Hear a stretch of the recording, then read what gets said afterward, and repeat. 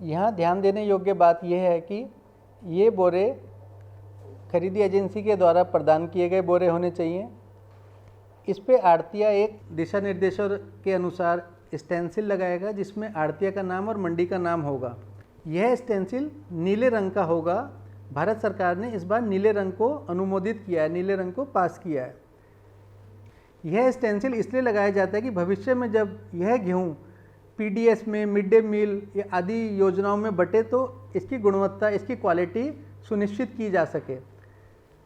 उस समय हमारे को पता लग सके कि किस मंडी से और किस आड़तिये के द्वारा और किस क्रय अधिकारी के द्वारा इसको खरीदा गया है। तो आपको ध्यान रखना है कि अप्रूव्ड बैग जो एजेंसी के द्वारा दिए गए हैं उन्हीं में गेहूं को भरा जाए और प्रत्येक बैग में 50 किलो गेहूं भरना है।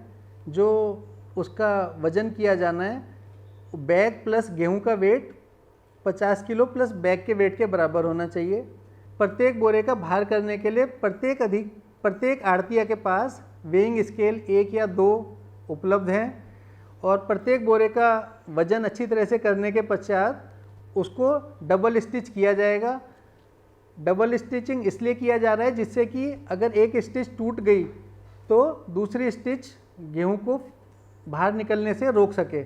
चूँकि इस गेहूं का भंडारण 6 महीना, 1 साल या उससे भी ज़्यादा अवधि तक किया जा सकता है, तो इसकी स्टिचिंग अच्छे से करने का निर्देश दिया गया है।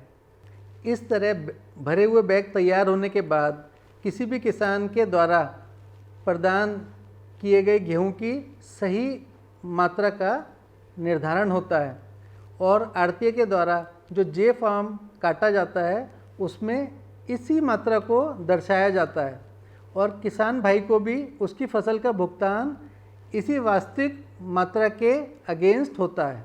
उसके पश्चात आपको यह सुनिश्चित कराना है कि समय अनुसार इस गेहूं का उठाव भंडारण केंद्र, जिसकी आपको पूर्व में जानकारी दे दी जाएगी, उस तक कराया जाए।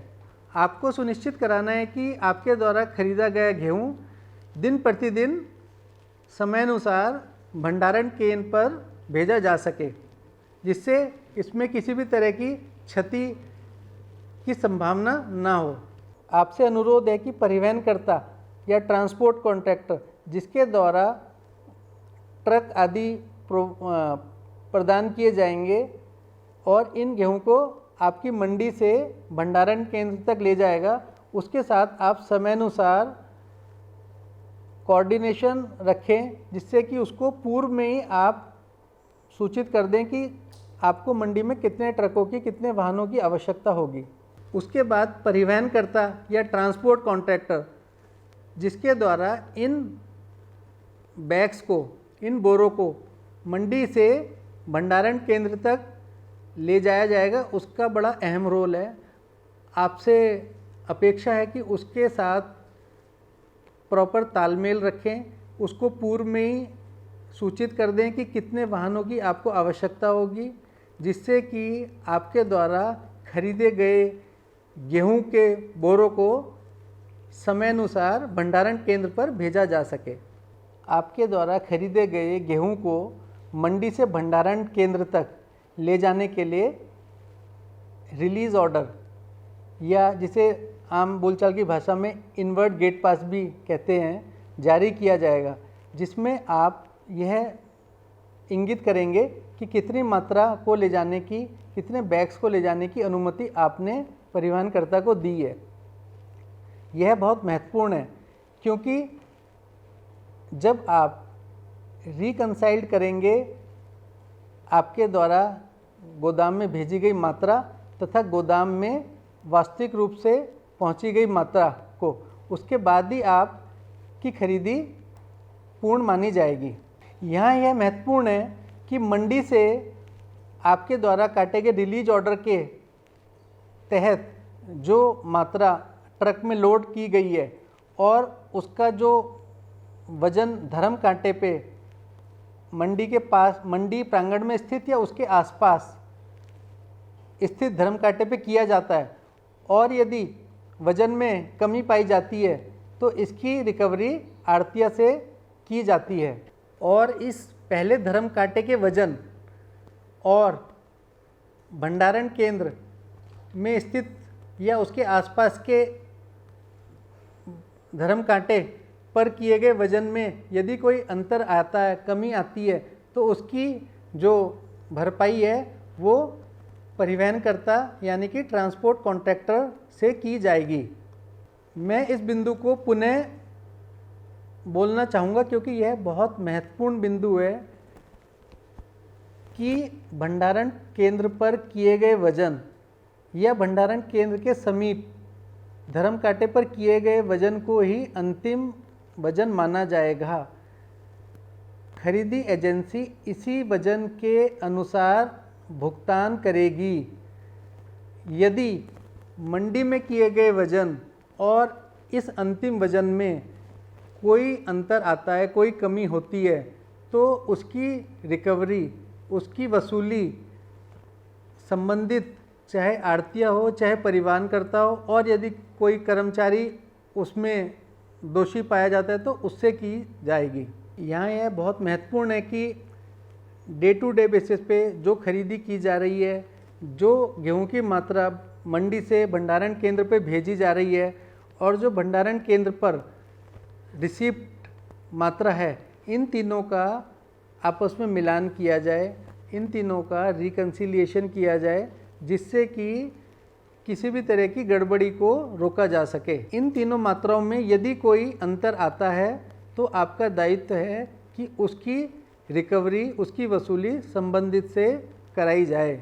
राज्य सरकार ने निर्धारित किया है कि खरीदे गए गेहूं का भुगतान भंडारण केंद्र पर पहुंचने के बाद ही किया जाए।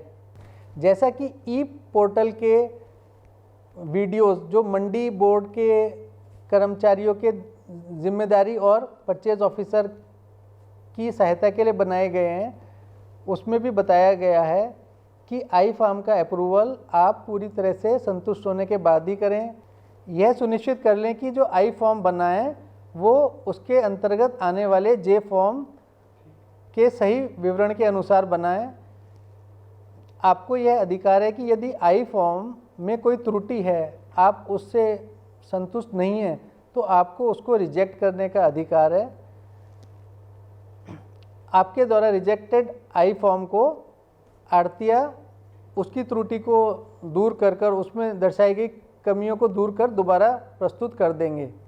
आपसे अपेक्षा है कि आप आई फॉर्म का अनुमोदन समय अनुसार करते रहें, जिससे कि किसानों को उनके गेहूं का भुगतान समयबद्ध तरीके से किया जा सके। हमारा मुख्य रोल किसान को उसकी फसल का मूल्य सही समय पे मिले और राज्य सरकार सही गुणवत्ता और सही मात्रा के गेहूं की खरीदी कर सके, यह है। आपको यह भी बताना आवश्यक है कि प्रत्येक ज़िले में संबंधित डीएफएससी के नेतृत्व में एक कंट्रोल रूम बनाया गया है। यदि आपको किसी भी तरह की कोई समस्या आती है तो आप कंट्रोल रूम से संपर्क करें। जो ई खरीदी पोर्टल है उस पर भी हेल्पलाइन उपलब्ध है। यदि आपको ई खरीदी पोर्टल से कोई असुविधा होती है तो आप उस पर भी संपर्क कर सकते हैं। आपकी सुविधा के लिए मंडी बोर्ड ने प्रत्येक खरीदी केंद्र पर कंप्यूटर ऑपरेटर और नहीं वो कौन भैया, आपकी सुविधा के लिए मंडी बोर्ड द्वारा प्रत्येक केंद्र पर कर्मचारी पोस्ट किए गए हैं। यदि आपको कोई खरीदी की प्रक्रिया में या किसी तरह की दिक्कत आती है तो आप उनसे भी संपर्क कर सकते हैं। आप जिस खरीदी संस्था, राज्य खाद्य विभाग, हैफेड या हरियाणा राज्य भंडारण निगम के लिए कार्य कर रहे हैं, उसके जिला प्रमुख से भी हेल्प ले सकते हैं।